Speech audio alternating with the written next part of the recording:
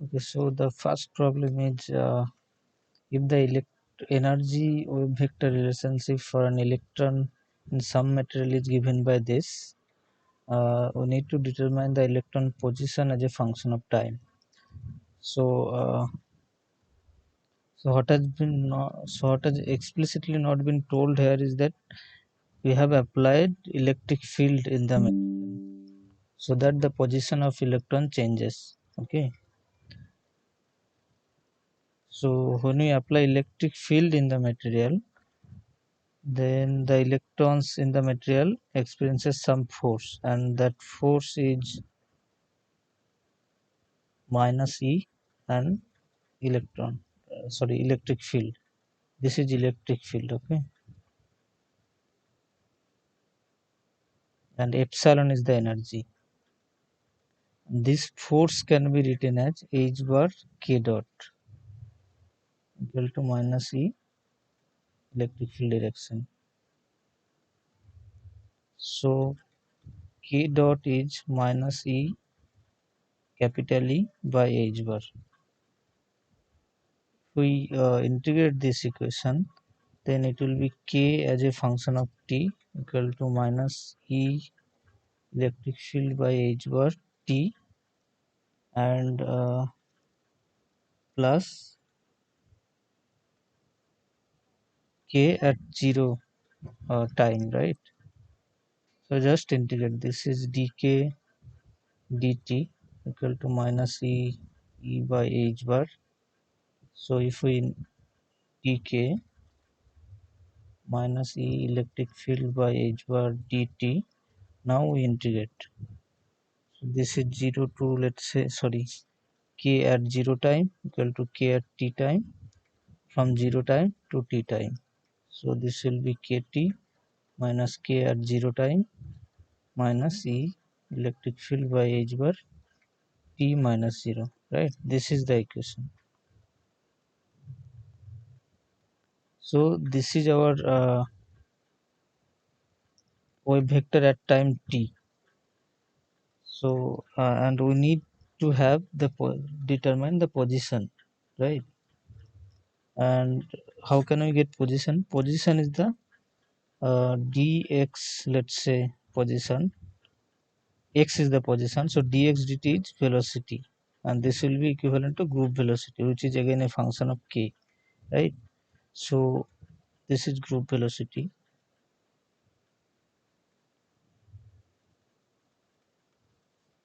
and this is determined by band gradient velocity, which will be 1 by h bar del epsilon of k del k. So this we can determine 1 by h bar, and epsilon k is given this expression. So we have epsilon equal to epsilon plus 2a cos ka, right? Yeah, so age, this is constant, so del epsilon del k will be 0 plus 2a small a minus sine ka, right? So we directly write here 2a small a sine k, and this is velocity at time t. So consequently this k is actually kt, right? So Vg of, if I write explicitly, k is a function of t again, so minus 2a small a by h bar sine, we will write explicitly kt value, this one, so minus e capital E t by h bar plus k of 0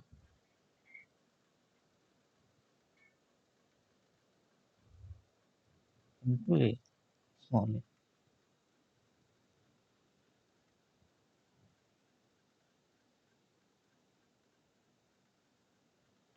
So this is our dx dt, or the velocity, right? Now for simplicity, we assume that k of 0 equal to 0. So at 0 time, the vector is also 0.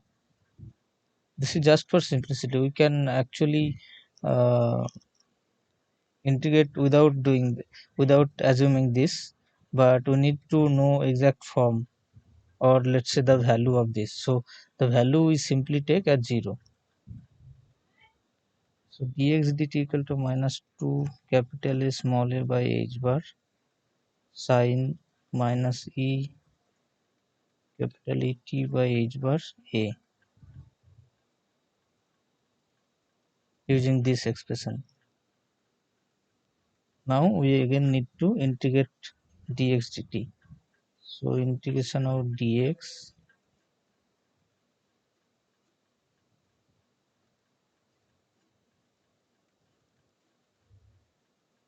okay, so we can bring the minus out here, so plus, this is because sine and dt.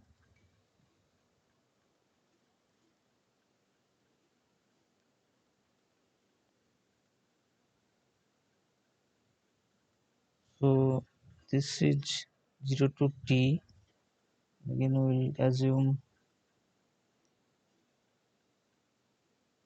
x at 0 and x at t. This will again for simplicity is assume that x at time t equal to 0 is 0. So this will be x of t equal to 2a small a by h bar. So integration of sine, right?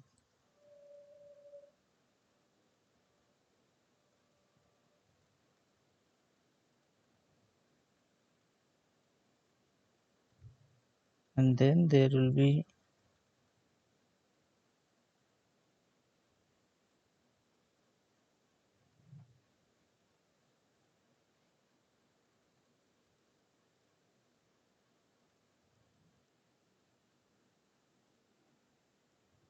so this will be at the boundary condition 0 and t. So x of t will be 2a small a by h bar into h bar by e capital A small a. Okay, so cos minus cos 0 means 1, right? So h bar will cancel out, a will cancel out. Finally, we'll have x of t equal to minus 2a by e capital E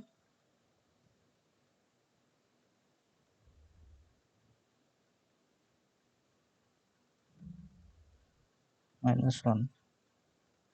So this is the final position. So position at time t. Okay. So what we did? So we needed to find the position. So the only information given is this velocity in terms of this dispersion relation epsilon k. Now in the question it was not explicitly mentioned that when we find the position we are obviously perturbating the system, meaning we are applying some electric field in the material. So we have this relation for wave vector at time t, and dx dt, from dx dt we will integrate, we will get x, and in right hand side we will use the k information, right? This expression basically.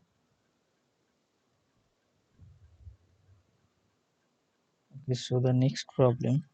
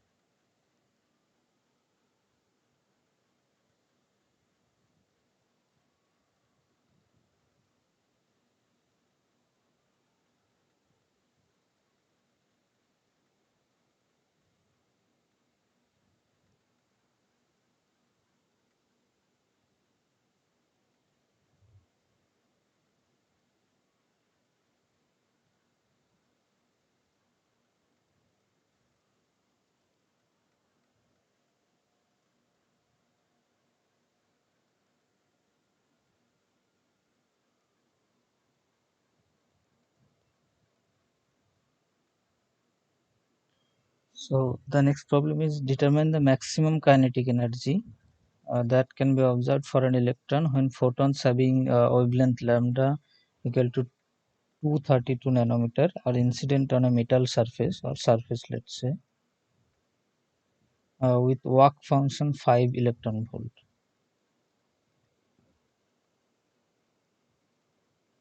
So try to solve it.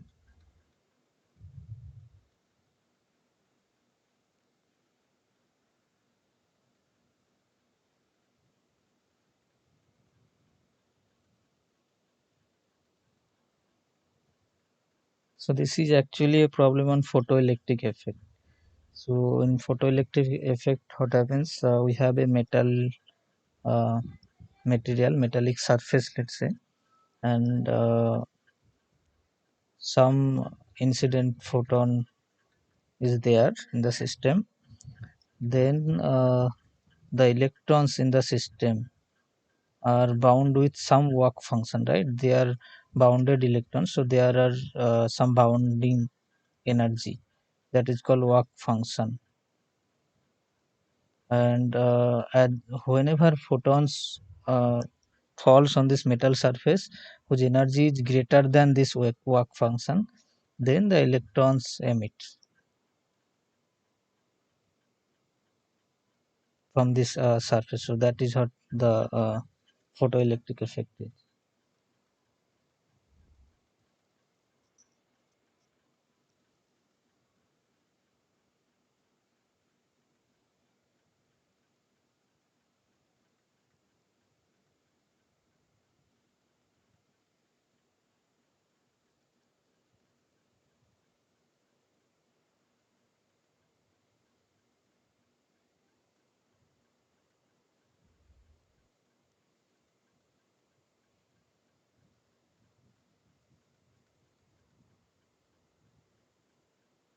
Okay, so for hint, I'm also giving the actual equation, governing equation for photoelectric effect.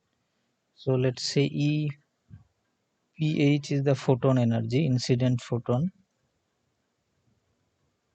and then there is work function which we usually denote by phi. This is actually work function of the material. So energy of the photon minus the work function will be the kinetic energy of electron. So electron absorbs the photon energy, and some part of that photon energy gets wasted or gets used to overcome the work function, or let's say to overcome the binding energy of the electron from this material, and rest of that converted into the kinetic energy for the electron. So that is the principle behind photoelectric effect.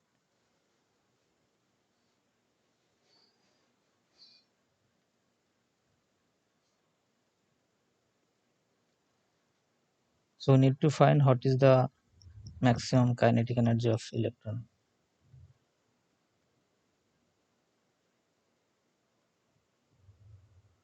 So anyone found answer?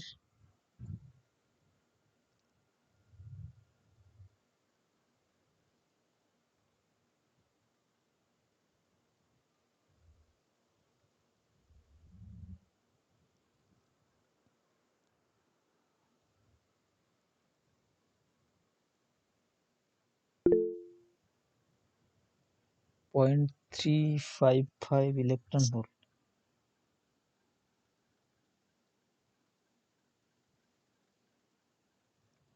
Okay, that is, yeah, almost right.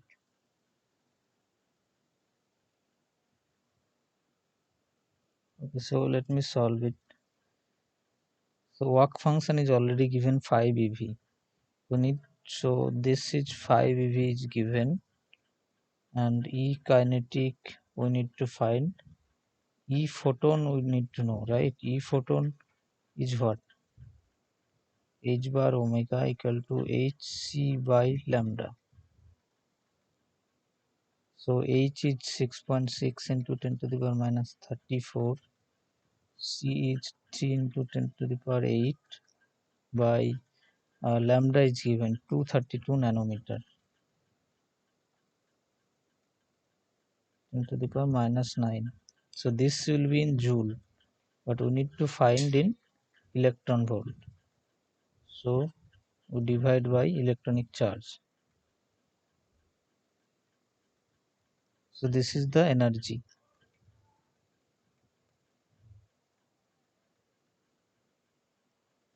in electron volt. So if we minus this energy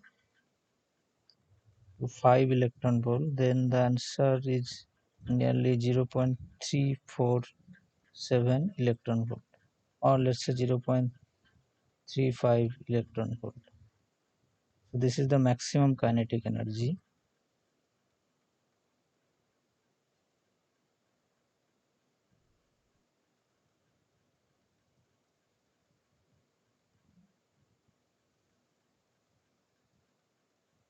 Why this is the maximum?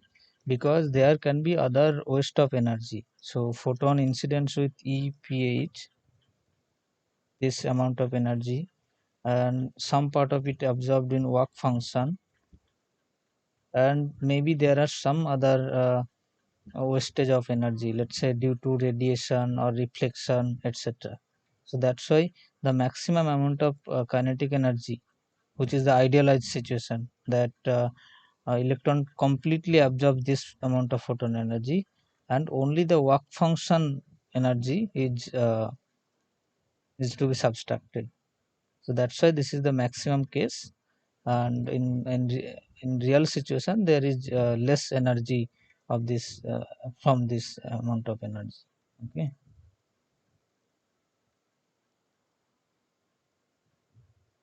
So third problem.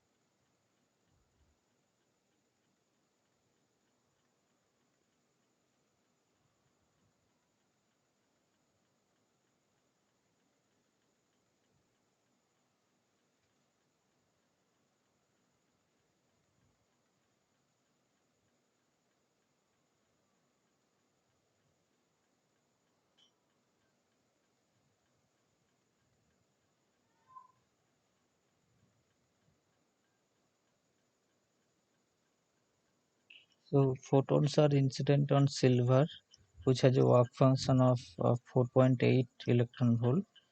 The emitted electrons have a maximum velocity 9 into 10 to the power 5 meter per second. So need to determine the wavelength of the incident photon.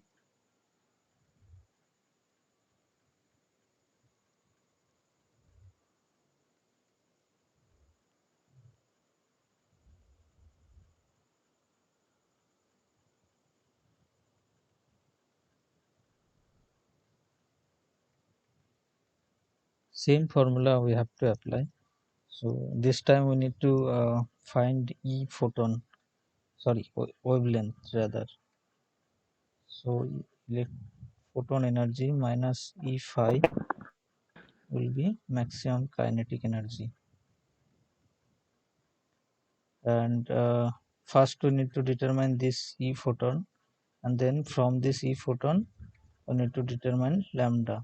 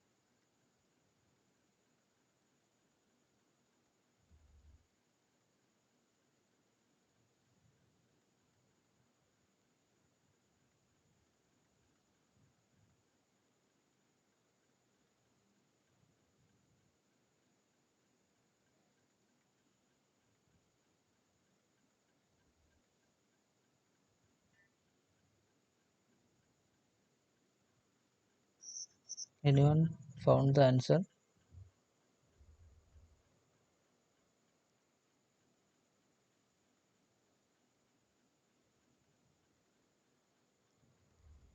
Okay, so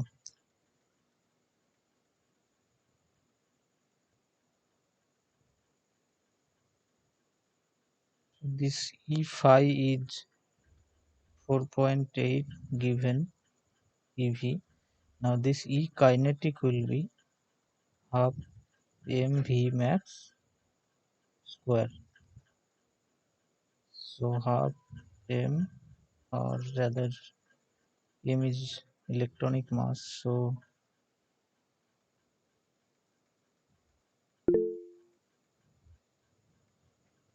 1747 angstrom.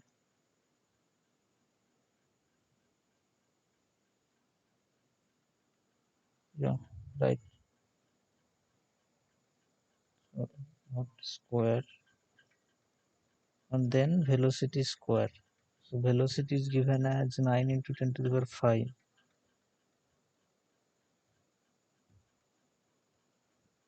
but this will be in joule. We need to determine in EV, let's say. So divided by electronic charge 1.6 into 10 to the power minus 19.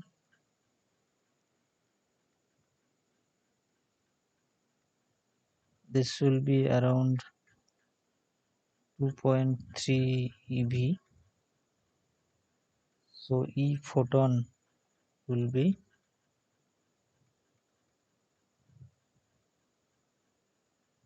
E kinetic plus.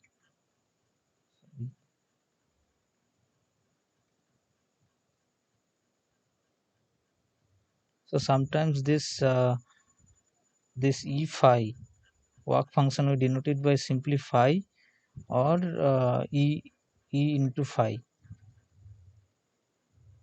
where E is the electronic charge.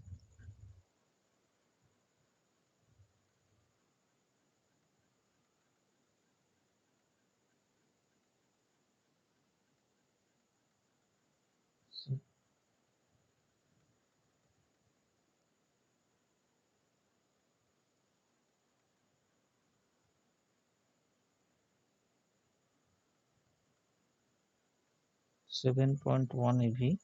Then we know Hc by lambda equal to 7.1 eV, right? So lambda will be Hc by again 7.1. So let's again convert it to joule. If we put the H value and C value, we'll get 174.67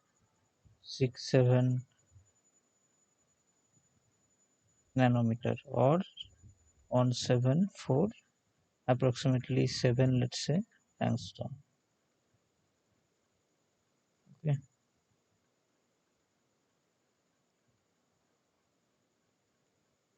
Now fourth problem.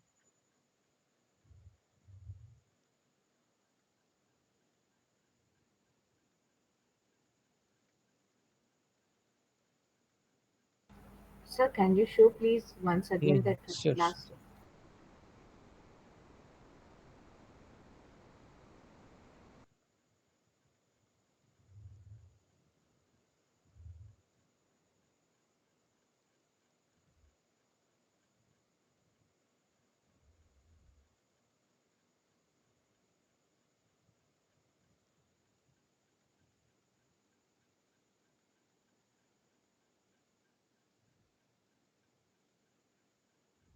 Sir, from 174.67 nanometer, you Mhm. changed is to angstrom.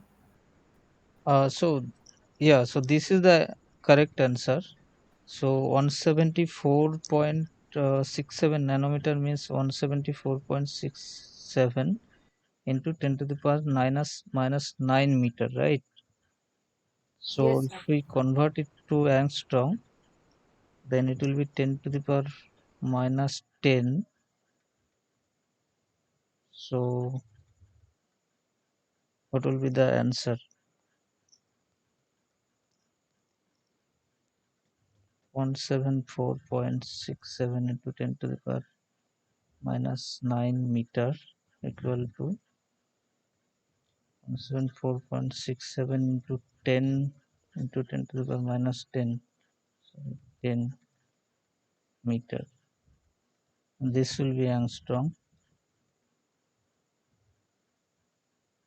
So 1746.7 into, sorry, angstrom, right? So this we approximate as 1747. Understood? Yes, sir.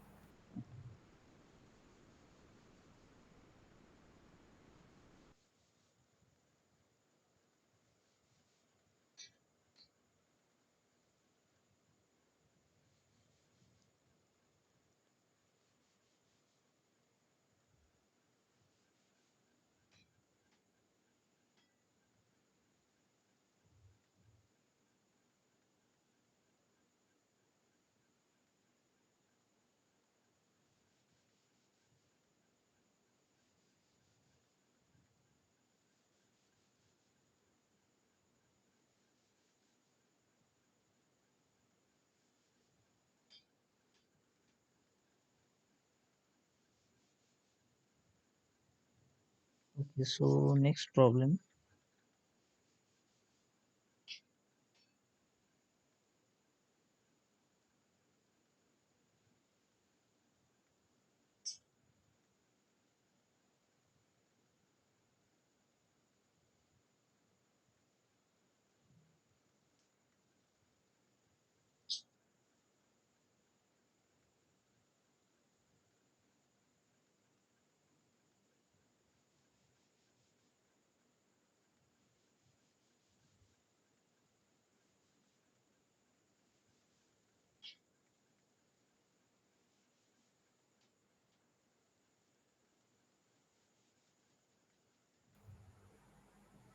Sir, there is a request.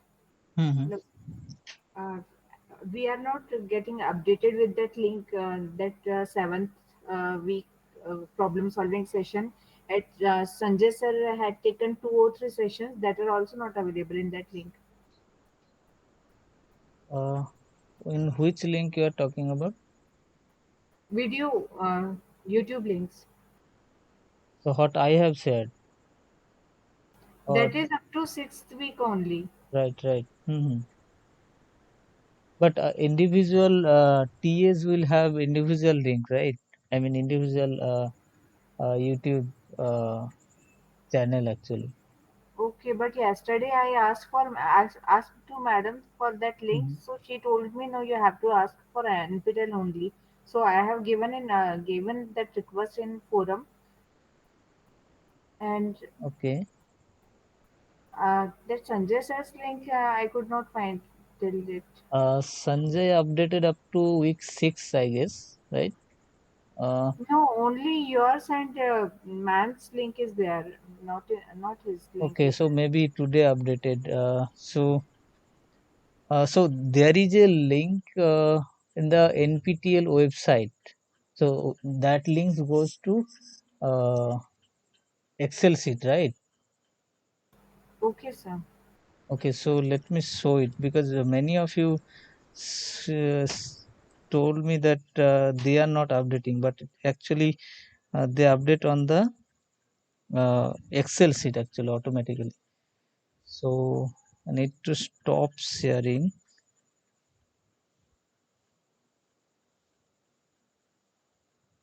Uh,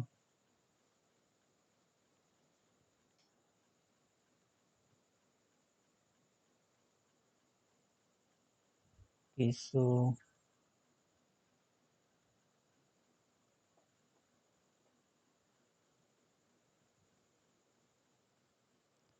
can you see my screen?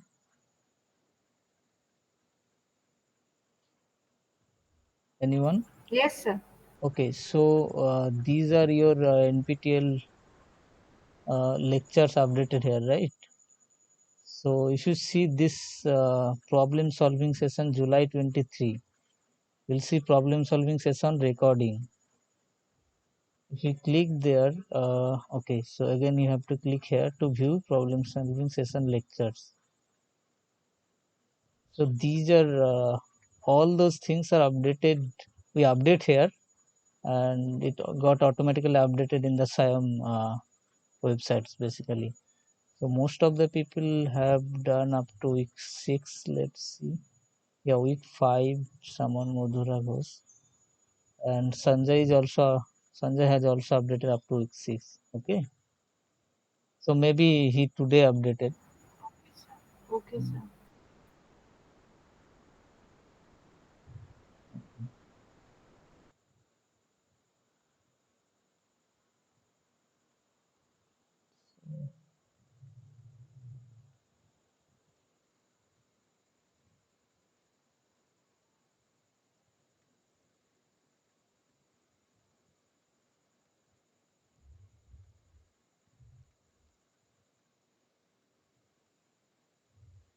okay.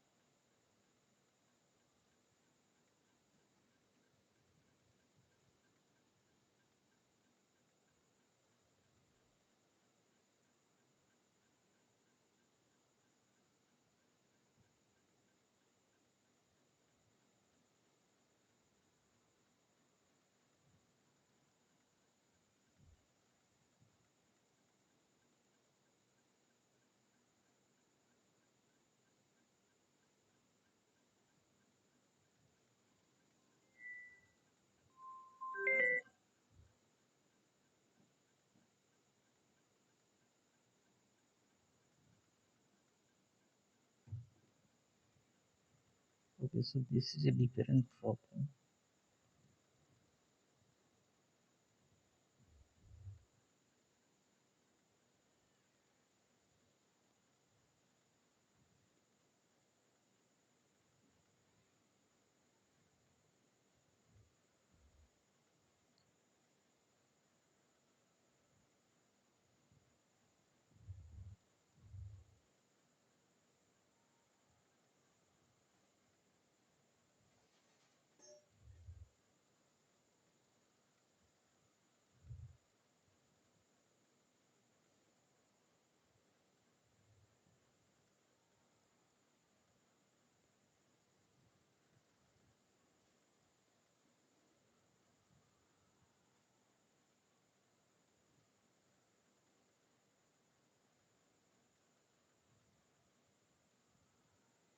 So the energy bond relation or energy band, whatever, in a linear chain with interatomic distance. So let's say we have some atoms.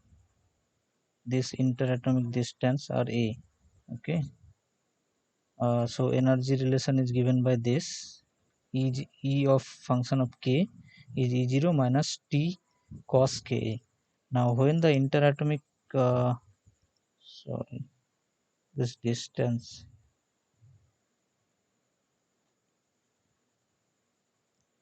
so let's say in the new system the interatomic distance increases by 100%. By 100% essentially means it doubles. So this is 2a, this is also 2a. Then what will be the new effective mass? Or we can make it more interesting, what will be the percentage increase in the effective mass? But let's find out the new effective mass.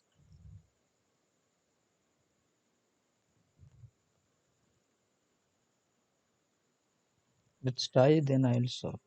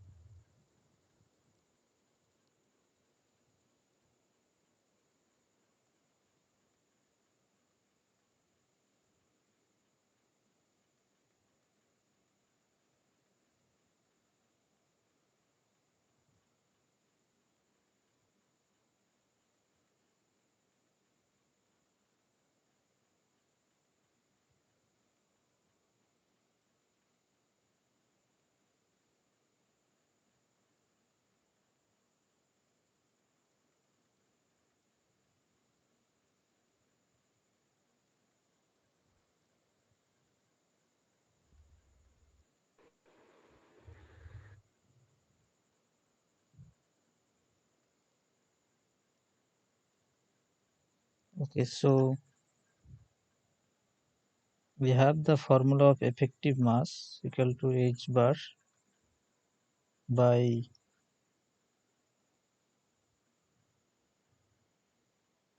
d2e dk2, right?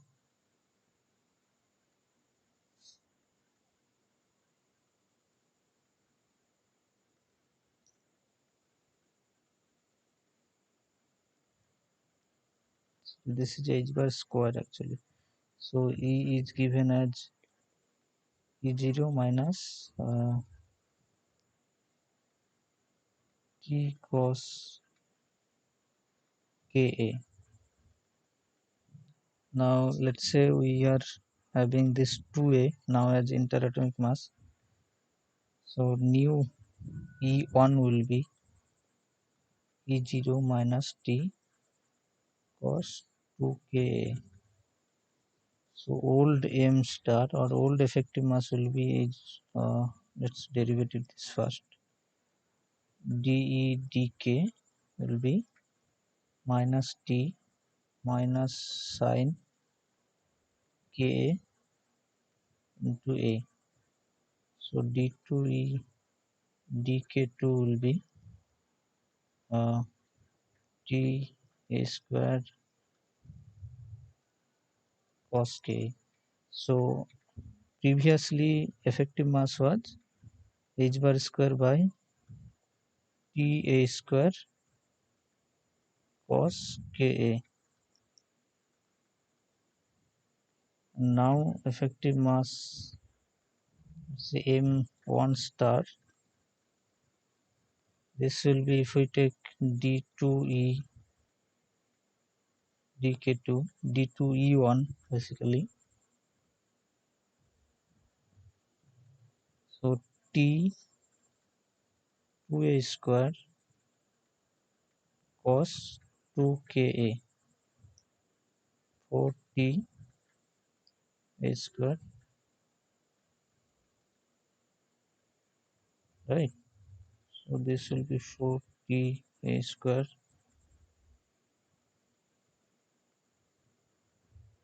Okay. So for this question, this is the answer. What will be the new effective mass? This is new effective mass. Now let's say we are told that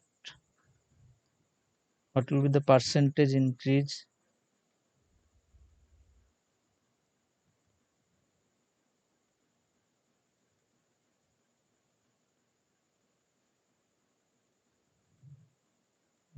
in m star at k equal to 0. Okay. So then we'll simply do delta m. Delta m will be m star 1, m star, both evaluated at k equal to 0. So it will be h bar square by t a square, this one, 1 by 4 cos 2 ka minus 1 by cos ka evaluated at k equal to 0.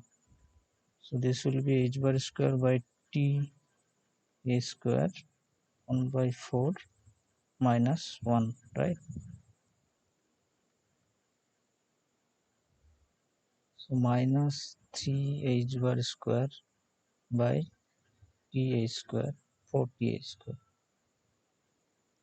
So percentage increase will be delta m by old mass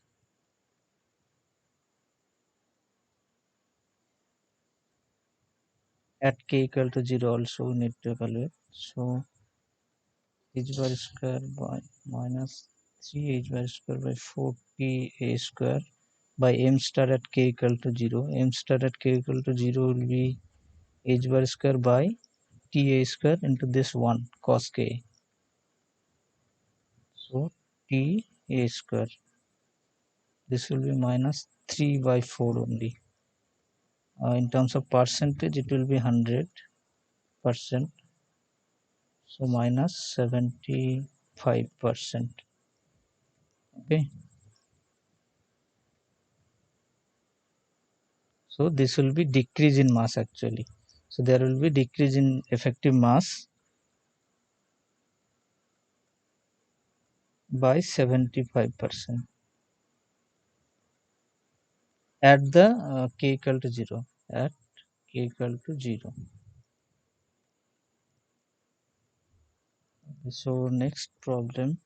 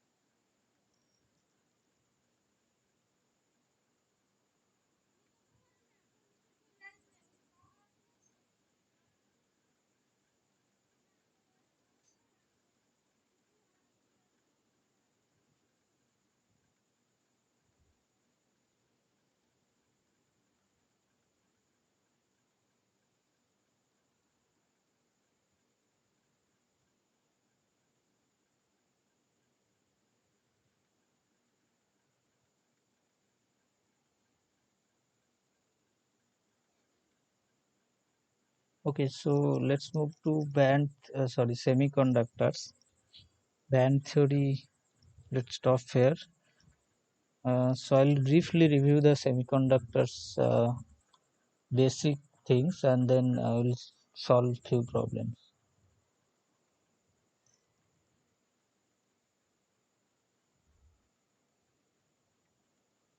So in terms of bands,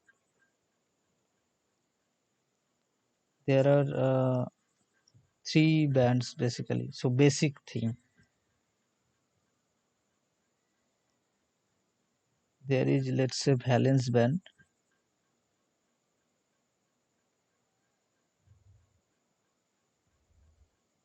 So what is valence band? Valence band is outermost shell. So electrons at outermost shell, which are free to comparatively free than the inner cells, basically, because in the outermost cells the nucleus attraction is very less compared to the inner cells. So there is so these electrons uh, are called valence band electrons. And then there is conduction band.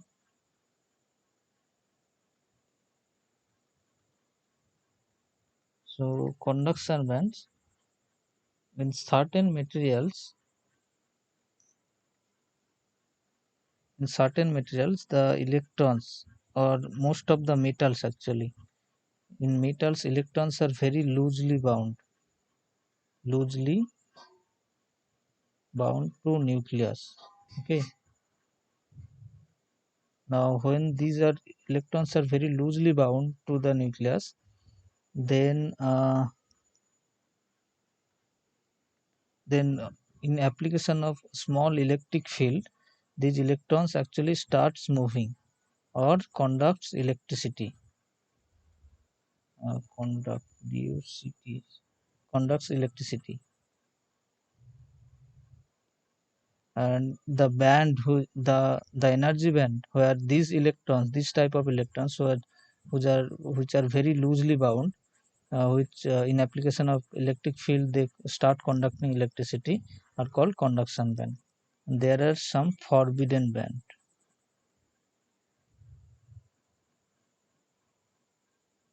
So between two bands, let's say this is one band, this is one another band, there is some forbidden energy region, okay, where there cannot be any electron. So no electrons. So this is called forbidden band. This is important in discussing different types of materials in terms of band energy or in terms of electricity conductivity. So there are mainly three division that we usually do in materials. So first is insulators, second is conductors,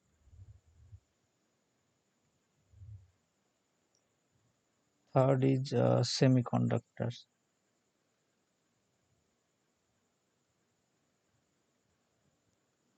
So what happens to the electrons? Sorry, insulators.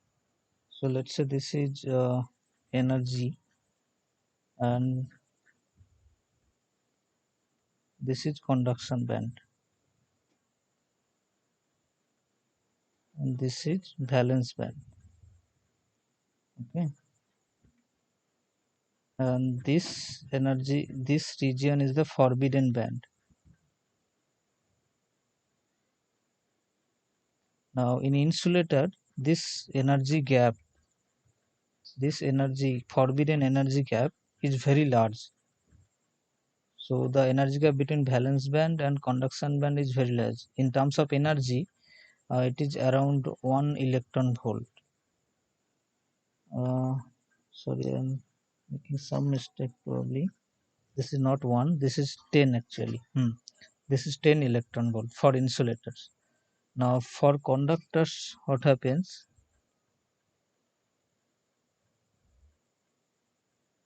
Gain energy.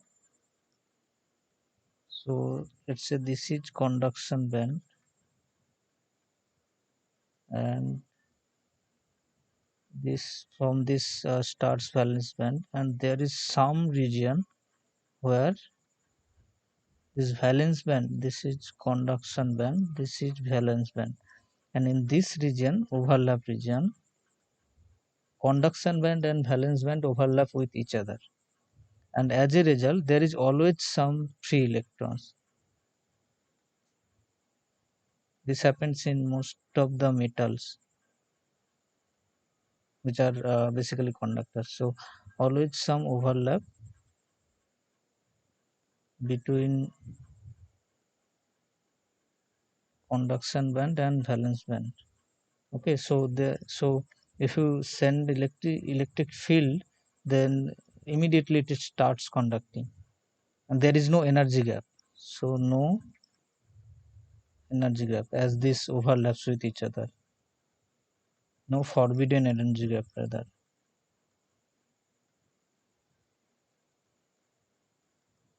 Now then there is semiconductors. So semiconductors is somewhat between insulators and conductors. So in semiconductors this happens, this is again energy scale. So there is some valence band and there is some another conduction band, and there is very tiny energy gap, very small, around 1 electron volt forbidden gap. Okay, so for insulator it was 10 electron volt, and for semiconductors it is 1 electron volt. So this is the basic difference between insulators and semiconductors. So so when you start applying electric field, so if we increase the electric field strength to sufficient value, then this semiconductor also starts conducting, because from valence band the electrons will jump to conduction band and they will start conducting. So there are many semiconductors. Some are intrinsic, some are extrinsic. So there are many other aspects of that. So I'll try to be very brief. Then we'll move to problems basically.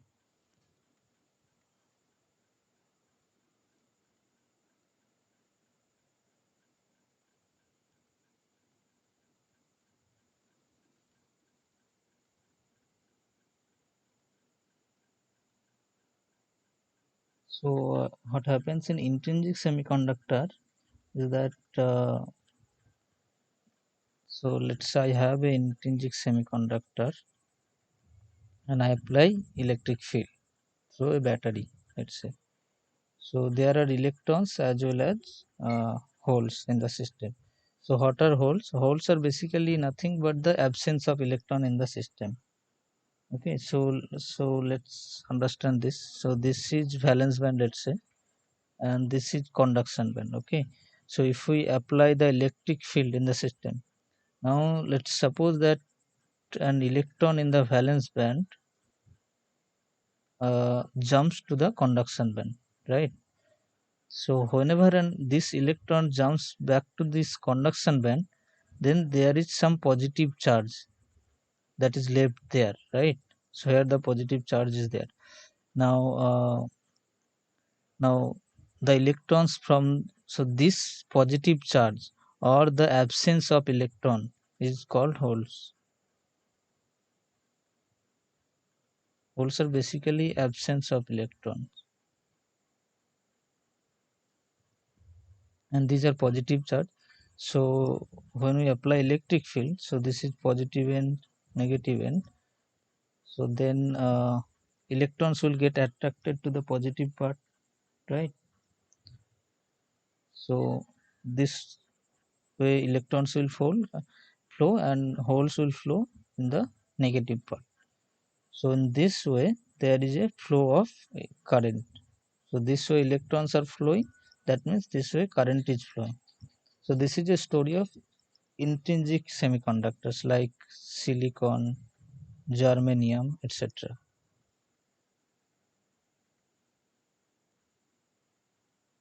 And there is extrinsic semiconductor. So in extrinsic semiconductor, what happens? Uh, we apply external. So let's say we have some intrinsic semiconductors, and we actually dope some material.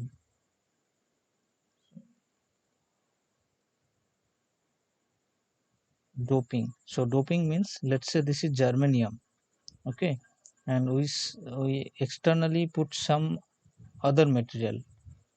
Let's say this is arsenic.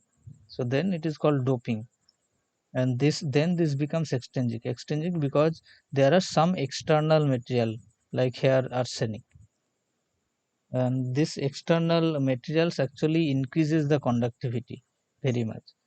because we put the external material according to our convenience so that conductivity increases. Okay, so for gallium, so for germanium it happens that, let's say germanium are there, 4 germanium atoms. So this germanium actually forms not ionic bond, but what it is called,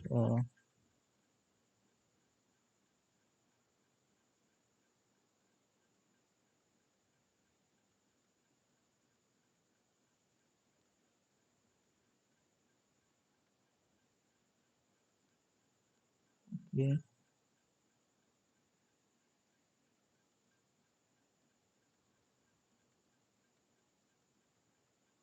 So I forgot what is called this germanium bonds actually. But when we put arsenic, so what really happens is that there are electrons for germanium and there are arsenics also have electrons. But in the valence band of arsenic, there is another extra electron. Okay, so these forms bands, but uh, this electron roams around in the material. So I have a material.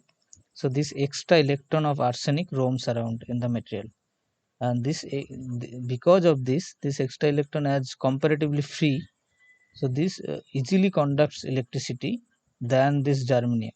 Okay, so that way extrinsic semiconductor we build, and this is n-type semiconductor because there is an extra negative charge of this electron, right? So this is n-type doping. Similarly, we can dope with some other material where there will be absence of an electron. So there is an extra electron, there will be absence of an electron. So then there will be extra hole or positive charge, so which is called p-type.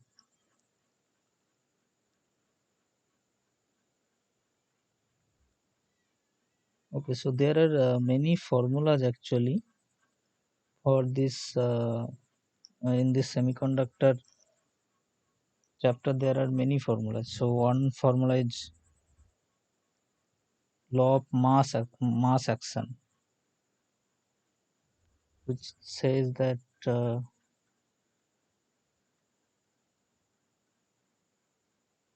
n dot p equal to ni square. So what is n? N is concentration or the density or concentration of free electrons, like this one, arsenic, this electron. Or and then p is similarly density or concentration of moles. Then ni is the,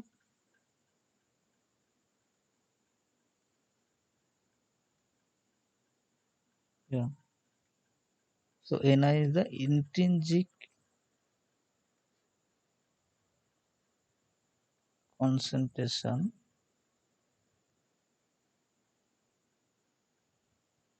of carriers.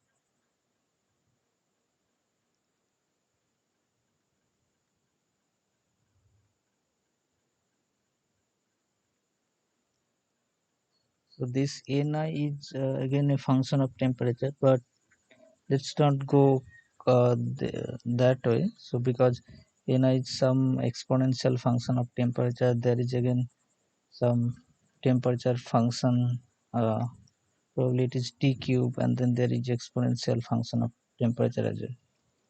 So then next formula is, there is another microscopic law of Ohm's law, which we say. So next formula will be current density J equal to sigma E. So this is current density.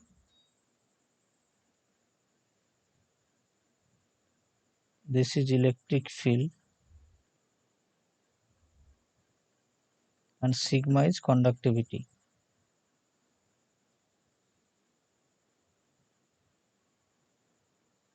and this is given by uh,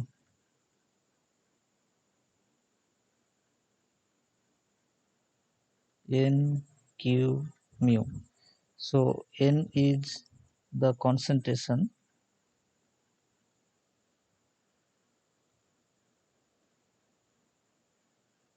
or density of carriers. Q is the charge of carrier,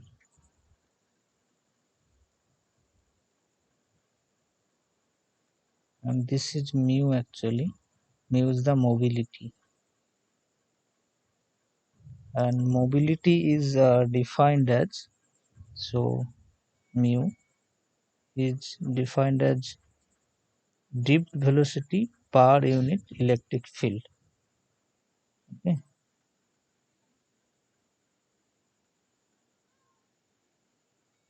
Yeah. So as the drift velocity increases, the mobility also increases, and so does the conductivity. Then, so all of this will have a proof actually. So this formula can be proved. The dependence can also be proved. This is, so J equal to sigma E also have a very easy proof, but I am avoiding that. Slightly lengthy proofs are there. And finally, I'll talk about Hall effect, and we'll move to solving some problems. So Hall effect is a very important phenomena, and it's a lot of question can come from it. Actually.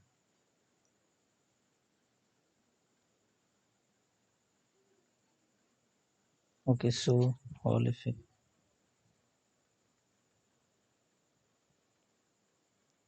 So let's say I have a material.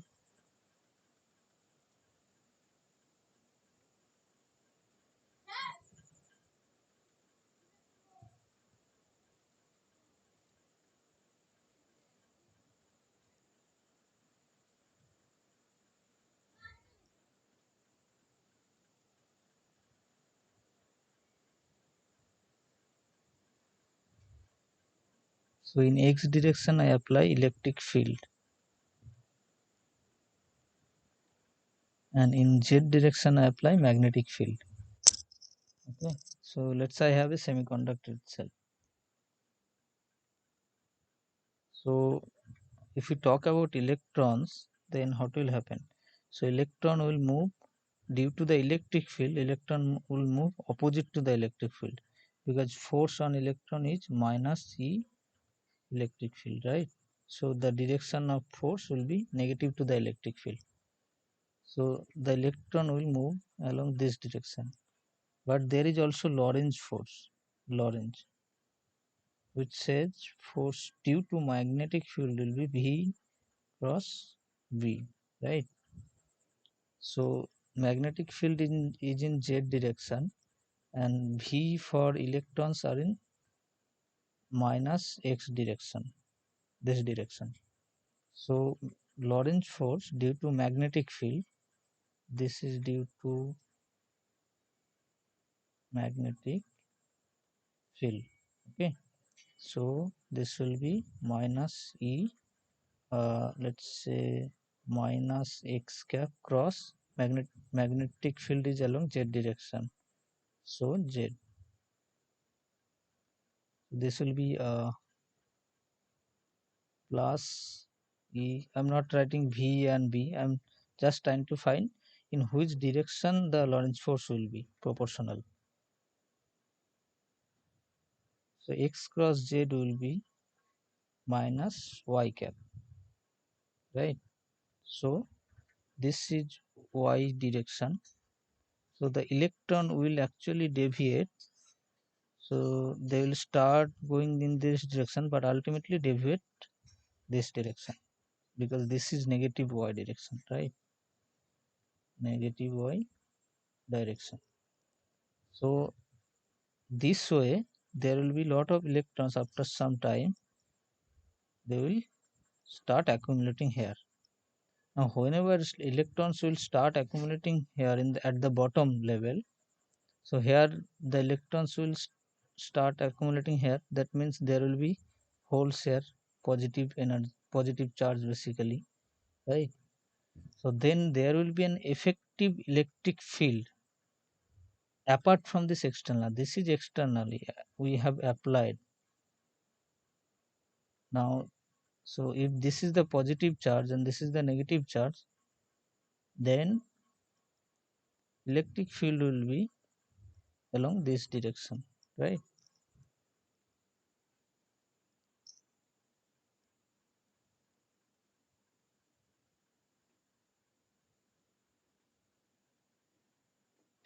Yeah. So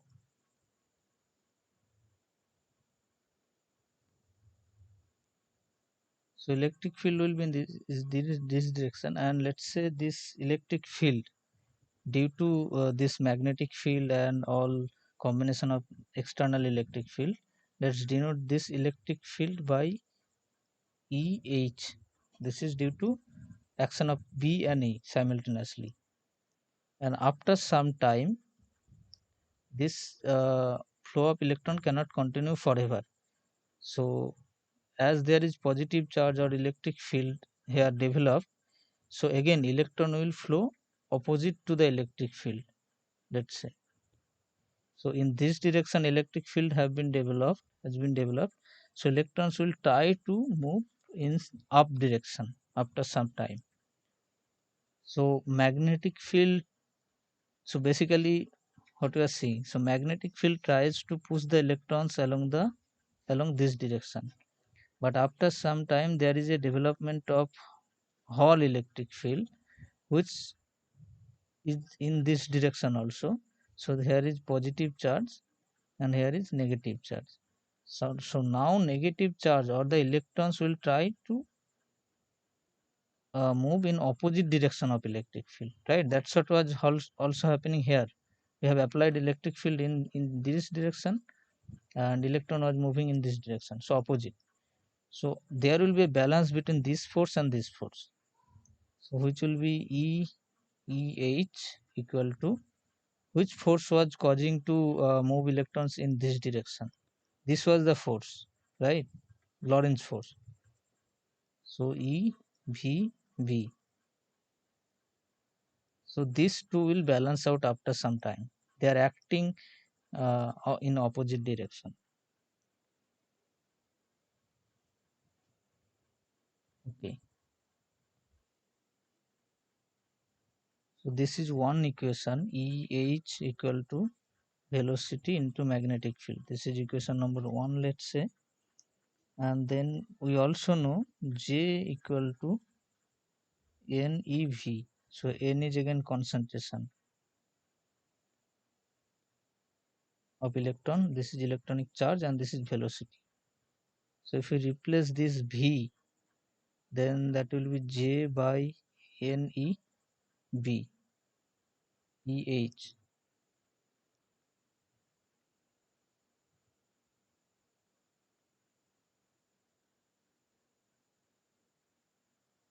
Okay, so this is another equation 2.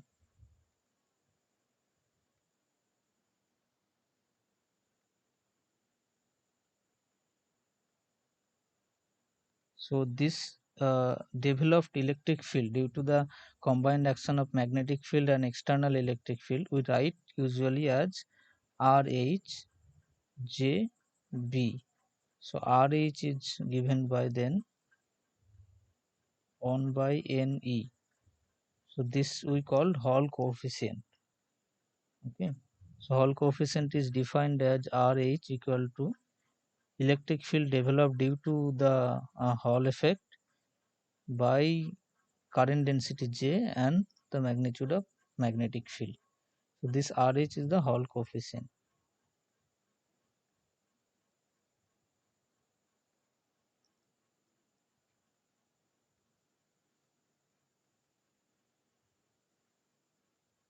And this Hall coefficient has many importance because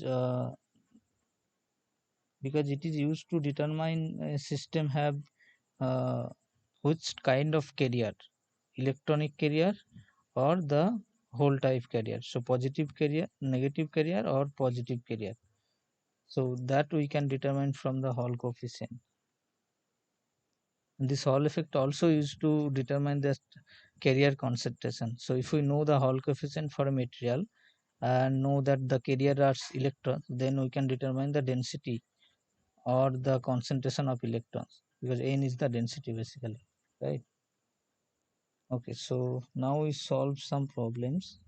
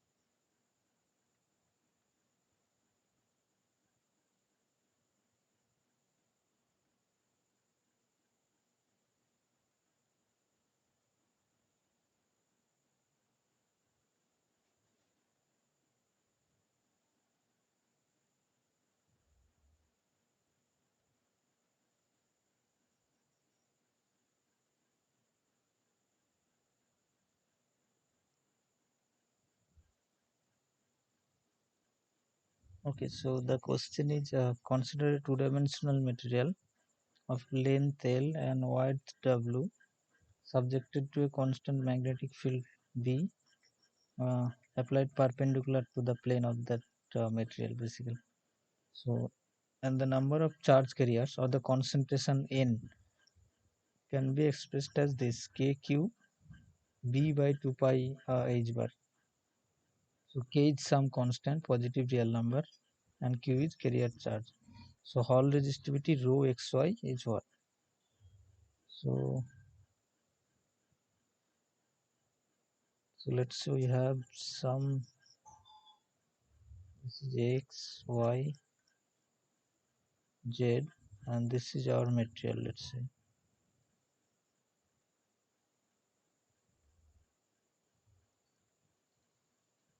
Okay, so 2D material. 2D material in the xy plane, and in the z direction there is magnetic field. So length is given as L and that width is W. Now we need to determine rho xy. So rho xy, uh, so solution is, so we know the resistivity can be defined as rho L by A, right? Sorry, R L by A. No, I'm probably mixing up. So resistance is rho L by A, then resistivity will be R A by L. So rho xy will be R resistance, width of cross sectional area of the material, and then length. So cross sectional area we know, because if this is, so how do I show this? Okay, cross sectional area is simply this part, right? So this will be A will be W into L. L is L. Now resistance we need to find. Okay. So resistance is again from the Ohm's law, V equal to R into I.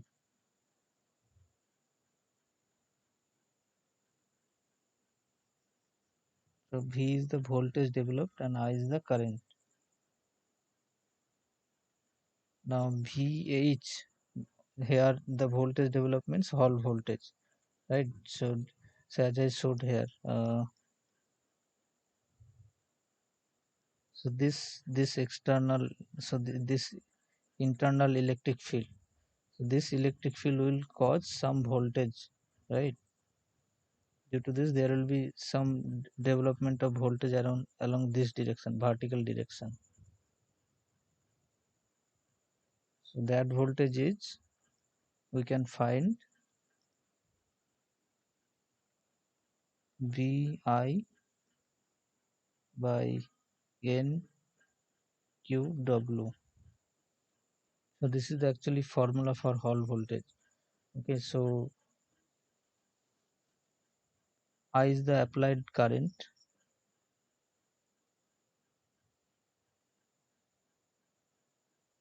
and Q is charge obviously, and W is the width of the material, 2D material. So we know VH, and then we need to find Ri. So sorry, R. So VH by I, which will be V by NQW.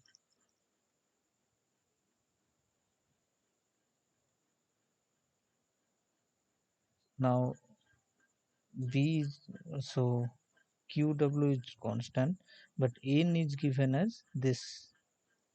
So KQ by 2 pi bar, 2 pi h bar.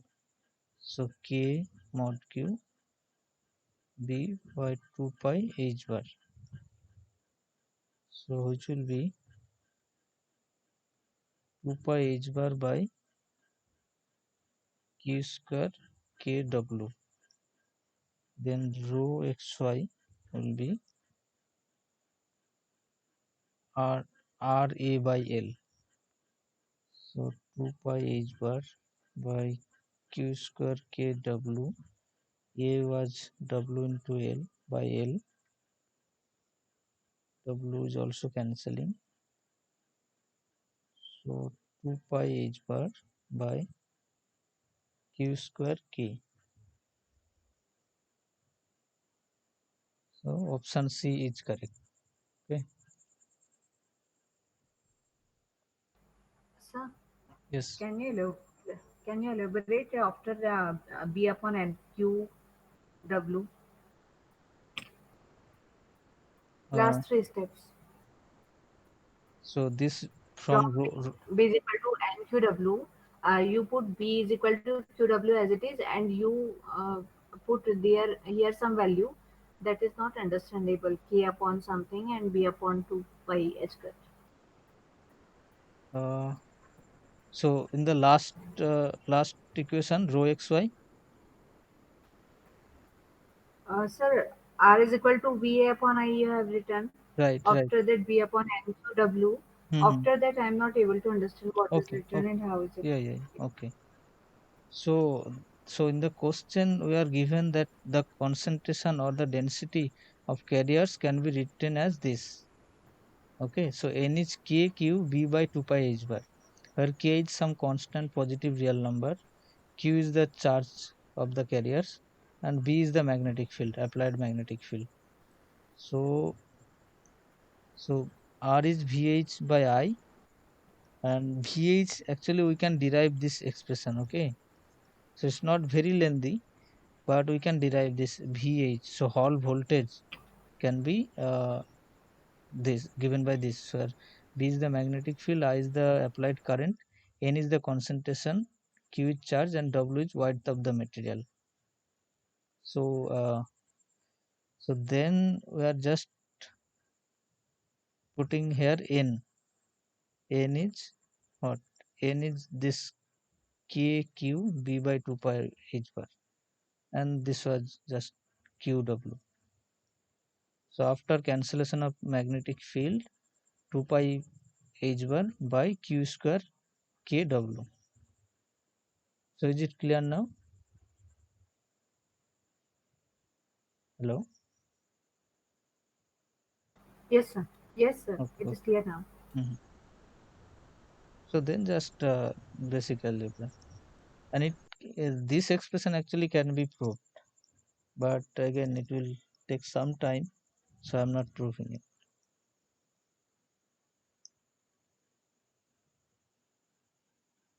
Okay, sir.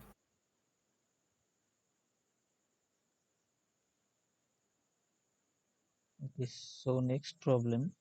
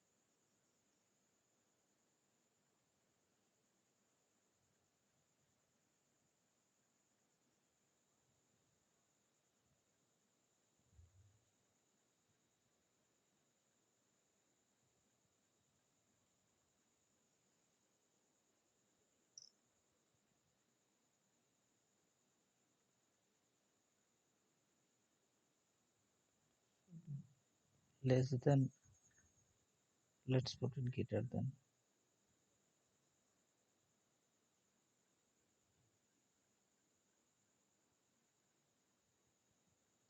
three consecutive problems.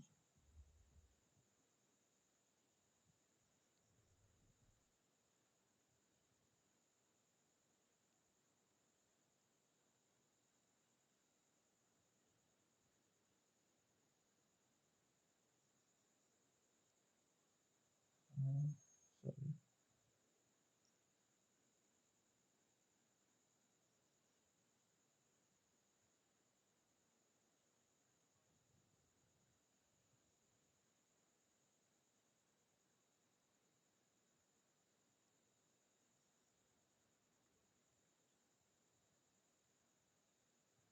Below Fermi energy, and this has to be modified a bit.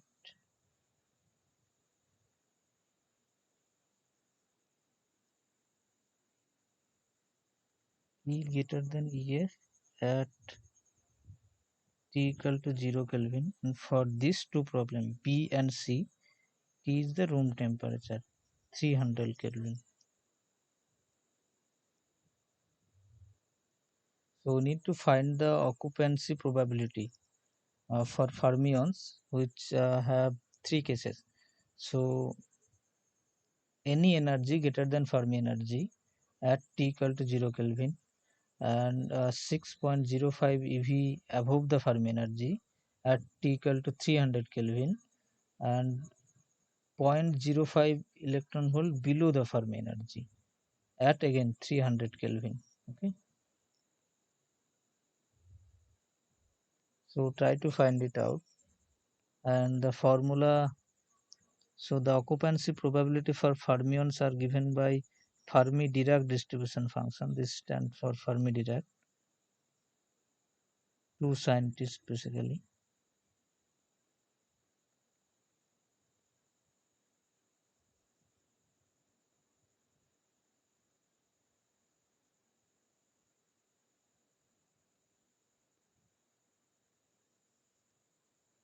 So E is the energy at which we are finding the probability, and EF is the Fermi energy, and Kb is Boltzmann constant, 1.38 into 10 to the power minus 24 most likely SI unit, and T is the absolute temperature in Kelvin. You cannot put the temperature in degree here in this expression. So try to find these answers.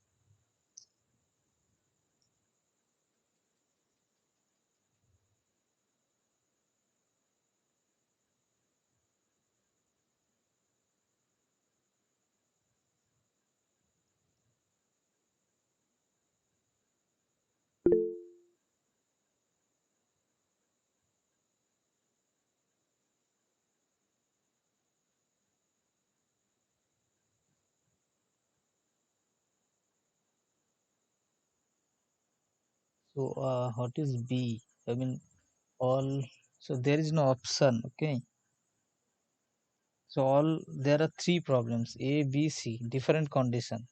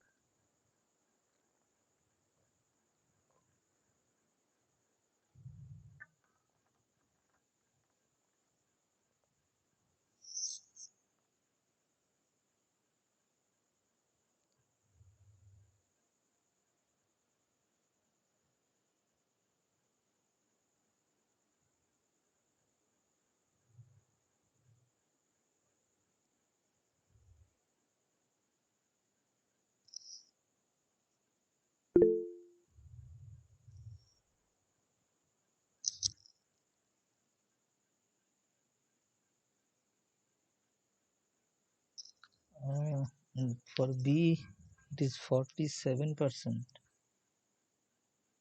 No.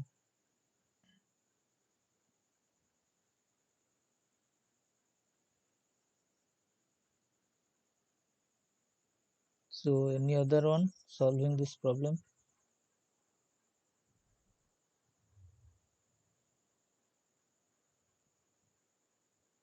Okay, so let me solve. So first problem, we have condition, nothing explicit numbers given, E greater than EF at T equal to 0 Kelvin. So f of E equal to 1 by 1 plus e to the power E f by kBt, right? Now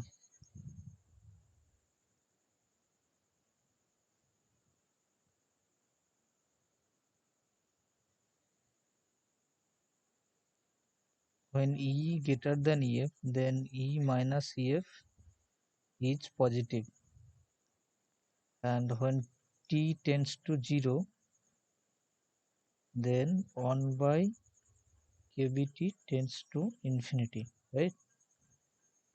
And then E minus EF by kBt, this actually becomes somewhat e to the power plus infinity. Plus why? Because E minus EF is greater than 0. So e to the power positive infinity, this actually goes to infinity. So we can neglect 1 with respect to this large number, right? So 1 by exponential E minus EF by kBt. So which will be e to the power minus E minus EF by kBt.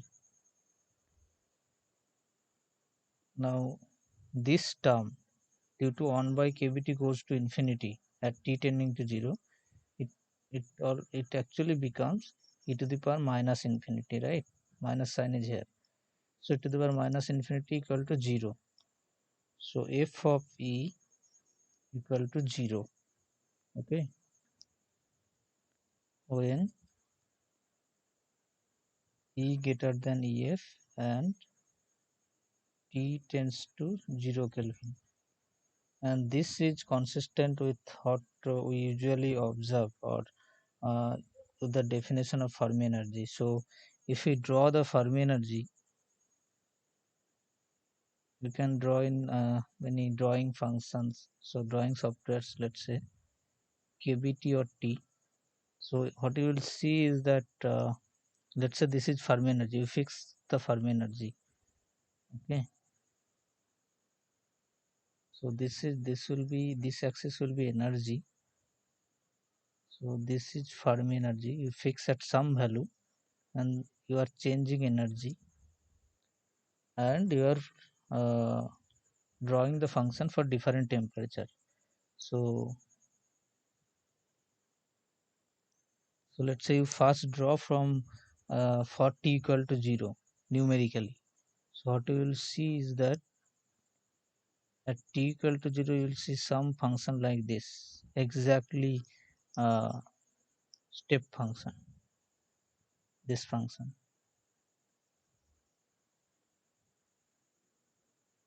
So at Fermi energy, this will be 1.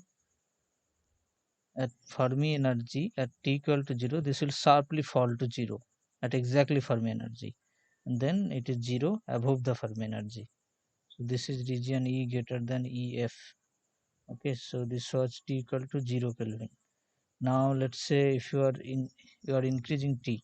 Okay, so t let's say 10 Kelvin. So what we'll see is that slightly bending, and then somewhat like this. Okay, so this is t equal to 10. Now let's say you are further increasing temperature. Let's say 300 Kelvin. So you'll see it will start from 1, then again more flatness, and then it goes like this. So what these curves essentially tells you that at t equal to 0, there can be no fermions having energy greater than EF, right? So the probability is 0. This probability is 0. This means that at 0 temperature there can be no fermions with energy greater than EF. So this sets the definition of Fermi energy also. So the definition of Fermi energy says that the energy at at 0 temperature, T equal to 0 temperature, the energy at which or the energy above which the probability of fermion having that energy will be 0. So the probability becomes 0 for 0 temperature. Okay, and as we increase the temperature, this curves become flatter, and if you see this, so what you essentially seeing here, that the probability is non-zero here for T equal to 300 Kelvin or T equal to 10 Kelvin. For any energy not equal to 0, there is some finite probability. That means there are some fermions which can have energy greater than Fermi energy, and of course below the Fermi energy there are also some finite probability. Okay, so let's solve the second and third problem. So second problem says 6.05 eV above Fermi energy, right? So that means the given is E minus EF equal to 6.05 eV, and also given temperature equal to 300 Kelvin. So probability is given by f of E 1 by 1 plus e to the power E minus E is given by 6.05 eV means, so we need to convert it to joule into electronic charge joule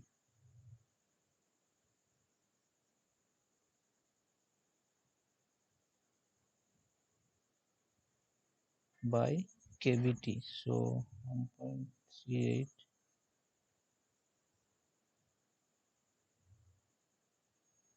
into 300 Kelvin. So if we found the answer, then it will be around 0.119. So the percentage answer will be f of E into 100% equal to 11.9%. So which is around 12%. So if you note the number at room temperature or 300 Kelvin, the probability of electron having only 6.0 electron volt above Fermi energy is so less. Only 12% probability is there. So if we again solve the problem C, which said 0.05 eV below, and this we can see from this this plot also. So if you see that this becomes, so for 300 Kelvin, let's say this curve looks like somewhat like this.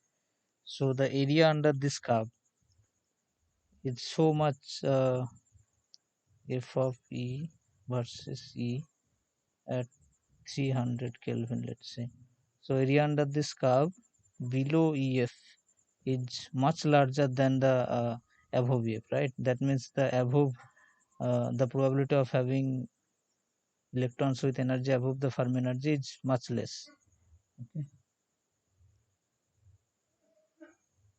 so below EF at 300 Kelvin.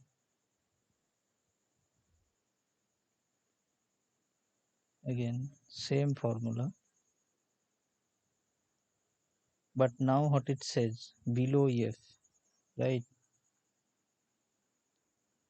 So what essentially given is that E minus EF will be minus 0.05. That's why it is below. So EF is greater than, in this case EF is greater than E.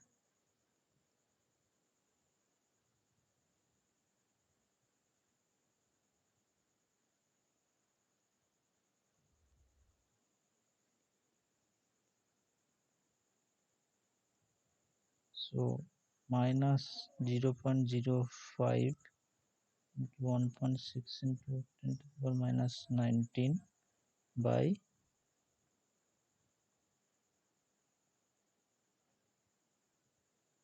300.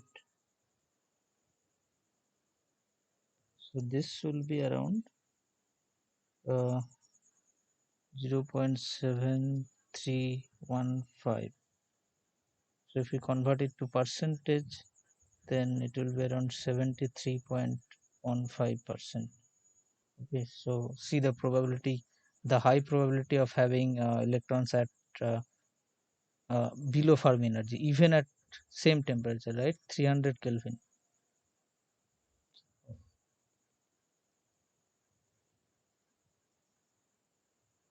The probability is so high, 73%, just below the Fermi energy, 0.05 below.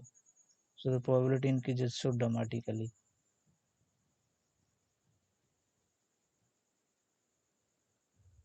Okay, so next problem. So 7:30.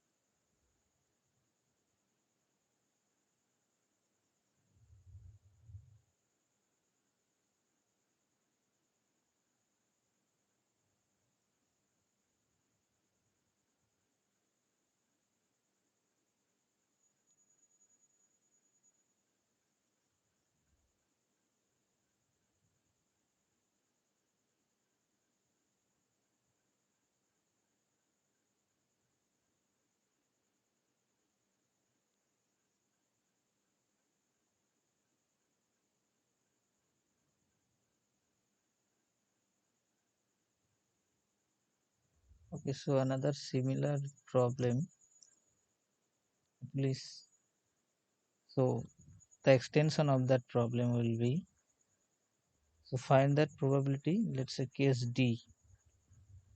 So find probability if is we need to find when energy of the electron is very much less than EF, much less than EF. So what happens?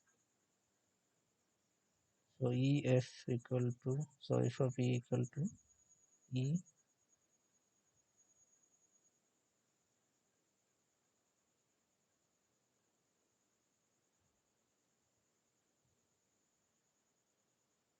So if EF is much greater than energy of the electron, that means,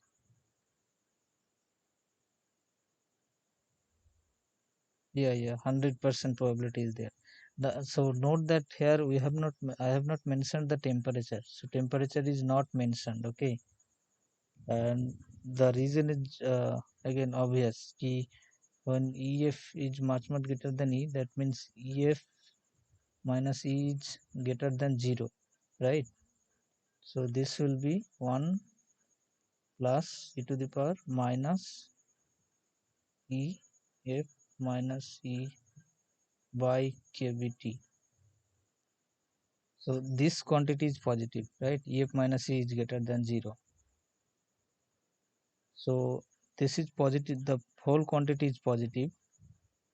So then it will be e to the power minus again infinity type, because this is, if EF is much greater than energy, then EF minus E is also tends to infinity. So then again e to the power minus infinity is 0, 1, that means 100% probability, irrespective of any temperature. Okay. Uh,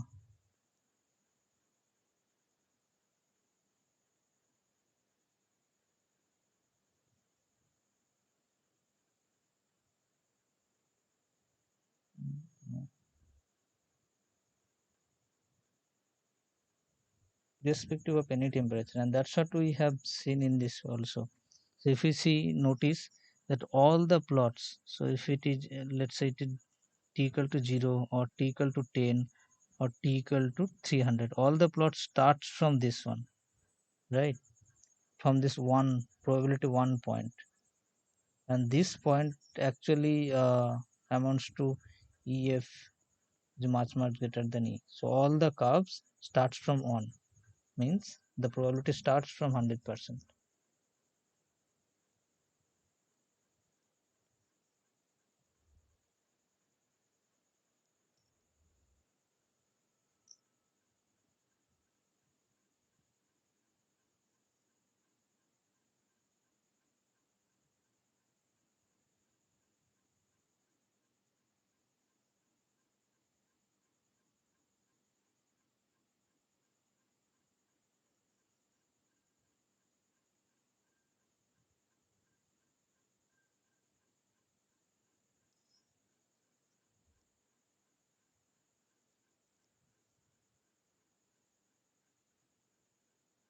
Okay, so the next problem,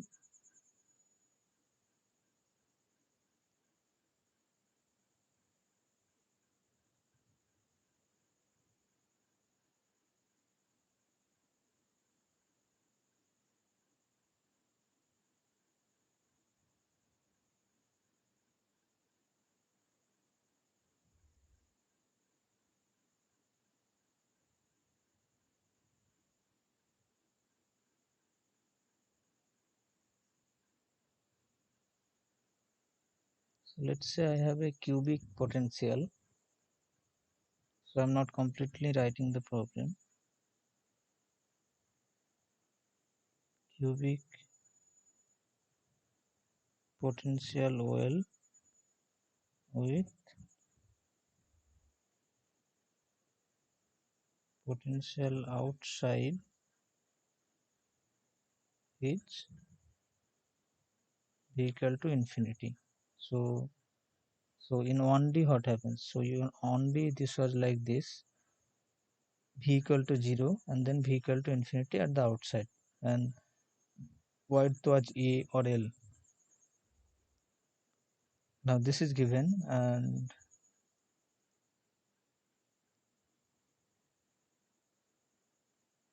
find out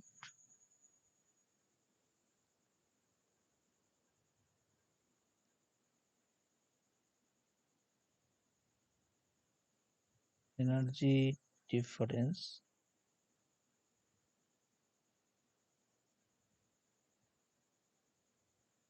between two lowest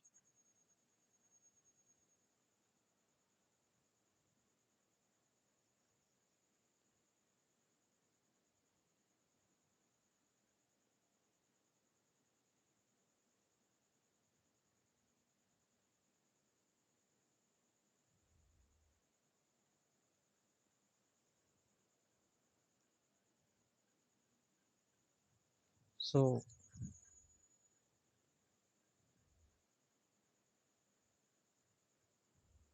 we have a cubic potential well. Similar to this there will be a cube, so within this cube there will be v equal to 0 and outside potential is infinity in every direction. And since this is a cube, so all the side will have same length a. Okay, and we need to find out the energy difference between two lowest consecutive energy levels. This is very important to uh, give importance actually. This two word, lowest and consecutive energy levels. So if any of these you miss, then there will be a mismatch in the result. So for cubic system, the energy are given by this a square pi uh,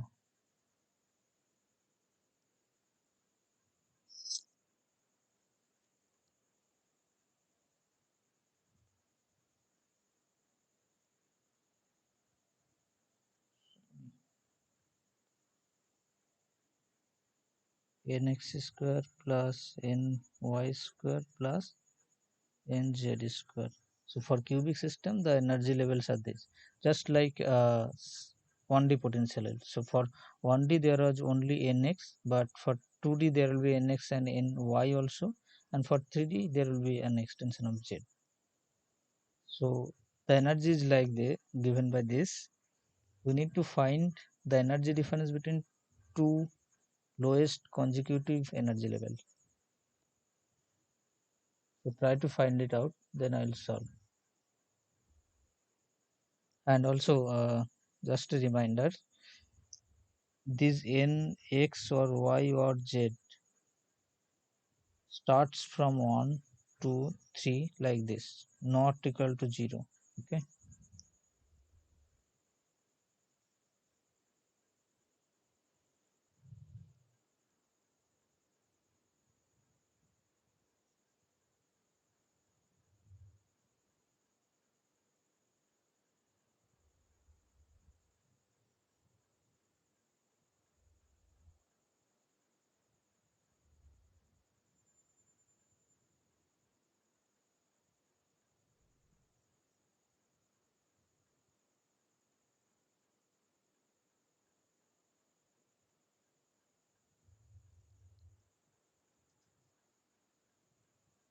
Okay, so let me solve it. So what will be the lowest energy level?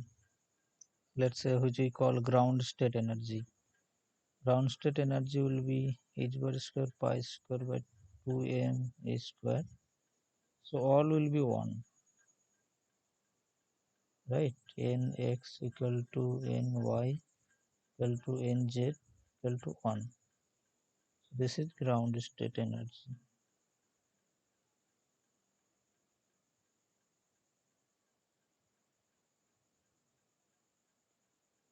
Now immediate first excited state energy.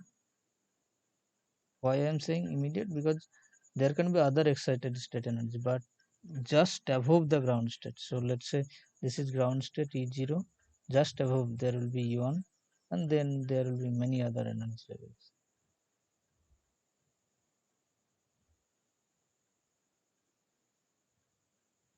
So for first excited energy, Nx may be 1, Ny may be 1, but 1 in one direction or one quantum number will just increase by 1. That is the least amount we can increase. Or it can be shuffled as well. Nx equal to 2, Ny equal to 1, Nz equal to 1, or Nx equal to 1, Ny equal to 2, Nz equal to 1, right? So there are 3 degenerate states.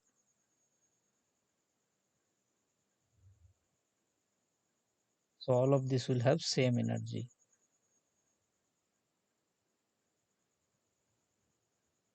So the energy for this one will be, let's say, denoted by E1, h bar square pi square by 2m square. So 1 square plus 1 square plus 2 square. So this will be, okay, so need to evaluate this. 3 into,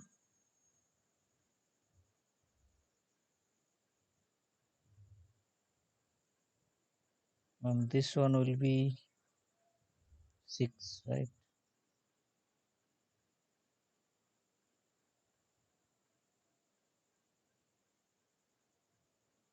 So energy difference.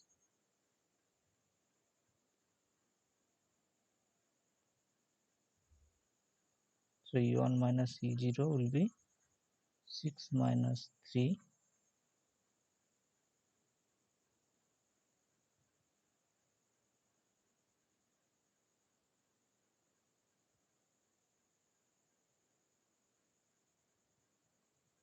So this is the answer. Okay.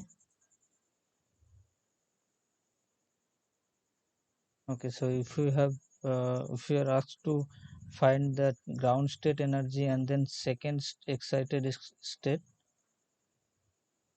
then one of nx, let's say 1, ny 2, and nz is also 2. Like this we need to proceed. Okay, so for today let's stop here. Thank you for joining.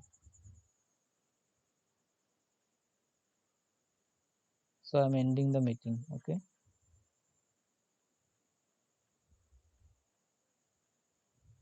Thank you, sir. Yeah, welcome.